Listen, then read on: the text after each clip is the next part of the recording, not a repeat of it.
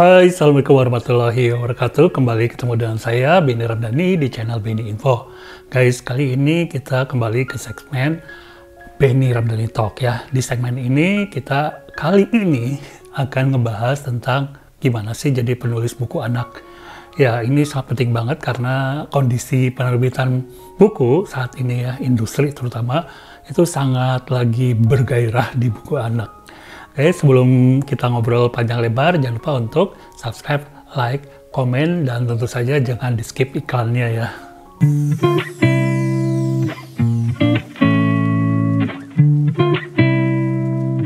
Sekarang saya mau ngomong ya, bahwa kalian harus tahu bahwa kondisi penerbitan buku di Indonesia ini ya belum membaik, tapi sudah lumayan setelah pandemi lewat ya, berlalu.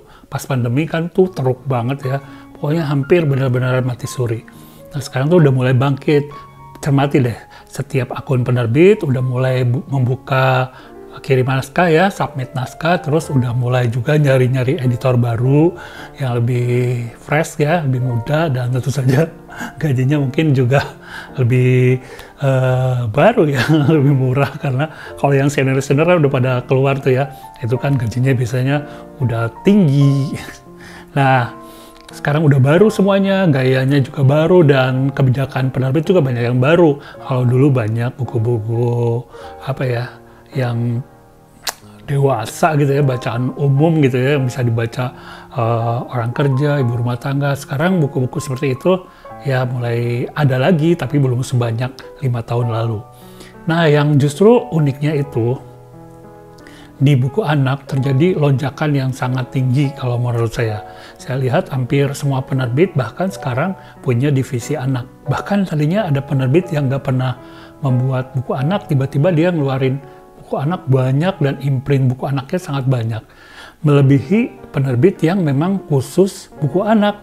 Beneran. Ya coba aja cek deh beberapa Instagram. Terus di samping itu, di samping yang industri ya, penerbitan buku anak, pemerintah juga lagi gencar-gencarnya nih. Baik dari Badan Bahasa, pokoknya yang di bawah kementerian itu kan banyak ya, ada penerjemahan, ada Pautpedia kalau tahu. Itu semua pada bikin buku anak ya, khususnya picture book. Dan juga kayak apa ya, pusat perbukuan juga ya mengeluarkan banyak buku-buku anak. Ini adalah peluang buat kalian yang belum melirik buku anak untuk menjadi penulis buku anak, karena menulis buku anak itu bisa menghasilkan dengan kondisi buku anak sekarang yang apa ya, yang lagi hype gitu ya, yang lagi tinggi. Cuma ya kalian kalau mau masuk ya, kalau mau naik sih, kalau mau masuk ke industri buku anak ini, jadi penulis buku anak, entah itu di penerbitan atau di non-penerbitan seperti di LSM, di pemerintahan, itu kalian harus tahu dulu seluk-beluknya, cara-caranya. Nah kalau di industri penerbitan sih sebenarnya gampang ya. Kalian selama, ya kalau benar-benar baru nih, selama 3 bulan pertama kalian baca aja dulu ya, baca buku-buku semuanya. Kalian bisa baca secara online, atau kalian ke toko buku, beli buku fisiknya, atau cari di YouTube kodenya tuh read aloud, buku anak misalnya. Nah itu akan ada banyak buku anak yang bisa kalian baca, kalian tahu isinya. Setelah itu, setelah baca katakanlah kira-kira 100 buku, kalian pelajari, oh kalau penerbit ini di sini nih koridornya, dicarinya kebanyakan seperti ini, penerbit ini beda lagi, penerbit ini, karena biasanya penerbit yang satu dan lain itu punya apa ya, punya strategi tersendiri. Kemudian kalau di pemerintahan atau NGO misalnya, di yayasan gitu ya, nah itu biasanya punya ketentuan juga yang berbeda. Misalnya kalau di penerbit itu tidak memperhatikan terlalu banget yang namanya perjenjangan ya. Yang penting dia temanya, ilustrasinya gitu, kemasannya, terus value-nya itu dapat. Kalau di pemerintahan atau NGO atau di yayasan itu biasanya harus diperhatikan juga yang namanya perjenjangan. Jadi kalian harus langsung riset dulu apa itu perjenjangan, kalian cari-cari tahu lah. Terus kalian pelajari lah teorinya. Teorinya itu harus kalian pelajari gimana caranya. Kalian cari di YouTube saya banyak. Kemudian kalian bisa cari juga di Google ya, cara menulis buku cerita anak, picture book misalnya, itu kalian ikuti kursus-kursus singkat ya. Saya suka ngadain juga, atau banyaklah di Instagram atau di Facebook ya yang sering ngadain. Kalian ikut, bisa juga kalian langsung gabung dengan komunitas ya. Jadi 1 bulan, 2 bulan, 3 bulan, 4 bulan, 5 bulan, 6 bulan kalian lakukan itu semua sambil iseng-iseng mulai konsep, ngedraft. Nah, 6 bulan selanjutnya kalian tuh udah siap tuh. Karena udah berguru 3 bulan, sudah membaca buku 3 bulan, itu kayaknya udah lengkap. Kalau kalian stuck gitu ya, akan ketinggalan ya, terlambat. Jadi kalian harus kejar. Nah, kalian harus udah mulai nulis, terus kirim-kirim, jangan nunggu besok-besok, jangan nunggu nanti, nunggu orderan. Kalau kalian penulis baru ya kalian yang harus aktif. Sekarang ada lomba-lomba ya, di pemerintahan, di NGO, di penerbit juga kadang-kadang, atau di departemen-departemen ya, kalian cari infonya tuh, ada lomba-lomba, kalian harus follow berbagai macam instansi pemerintahan yang biasanya berkaitan dengan parenting dan buku atau anak-anak. Itu mereka sering cari naskah atau ngadain lomba penulisan cerita anak ya. Kalian follow tuh semuanya, daripada kalian follow artis-artis gak jelas ya. Kalian follow yang berhubungan dengan mimpi kalian, misalnya menjadi penulis cerita anak.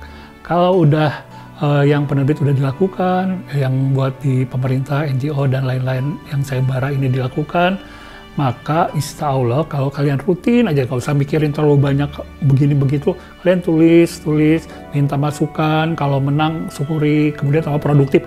Makin lama makin produktif, lama-lama semakin sering nulis, kalian akan menemukan identitas gaya penulisan sendiri. Kalian akan gampang menuliskan cerita anak, kalian udah tahu, oh begini-begini, oh kayak akan gini. Nah, kalian tetap harus banyak baca, karena yang namanya perkembangan ilmu penulisan atau teknik penulisan itu terus berkembang. Yang saya pelajari 10 tahun lalu ya sekarang mungkin nggak kepake, atau kepake tapi harus digabung lagi dengan cara lain. Kalau dulu misalnya terlalu Indonesia banget dicampur sama gaya penulisan atau teknik penulisan di barat, sekarang kita beralih lagi mungkin gaya penulisan di Asia Timur lebih bagus, lebih menarik untuk penulisan atau pembaca anak-anak di Indonesia ya, kita pakai. Jadi nggak harus dengan teknik penulisan yang kita dapat 1-2 sumber ya. Kita harus perkaya dan kita praktekkan tentu saja, sehingga cara atau tulisan kita itu berkembang terus. Nah, termasuk penggalian ide, dan jangan lupa untuk kalau di komunitas itu kan ada selain penulis, ilustrator, penerjemah, editor. Nah, yang paling penting dengan editor penerbit kalian harus diskusi. Kira-kira kalau saya punya ide gini bisa nggak gitu ya, kira-kira 1 tahun ke depan ide yang dipakai apa aja, ide-ide cerita atau tema cerita yang berulang ya. Nah, biasanya yang berkaitan dengan keagamaan itu ya ide ceritanya kurang lebih mungkin kita kemasnya dengan gaya bercerita, point of view, terus apalagi ya, banyaklah yang bisa kita lakukan untuk tema atau ide yang kita daur ulang. Tapi kalau yang kebaruan, kita bisa lihat misalnya kondisi sosial sekarang. Oh, sekarang lagi butuh pencegahan kekerasan terhadap anak. Ini kan kekinian ya. Makanya kita harus cari bahan yang menarik, terus kita cari referensi juga dari luar negeri, karena luar negeri biasanya idenya lebih dulu, atau kejadian yang seperti ini udah ada dari dulu ya di negara maju khususnya. Nah, kita cari referensinya dari Jepang kah, gimana tuh, di Korea gimana buku cerita anak soal pencegahan kekerasan.